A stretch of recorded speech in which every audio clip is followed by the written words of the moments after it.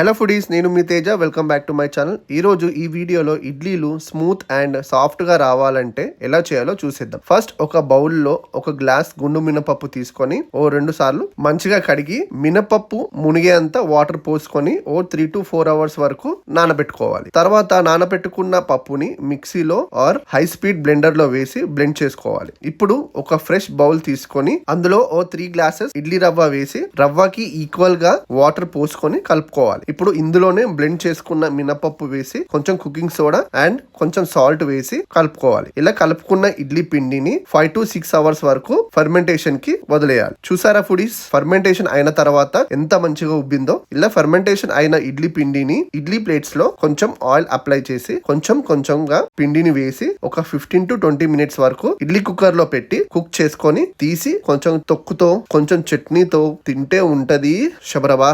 అంతే ఫుడీస్, ఎంతో స్మూతీగా సాఫ్ట్ గా ఇడ్లీలు రెడీ అయిపోయినాయి. Thanks for watching.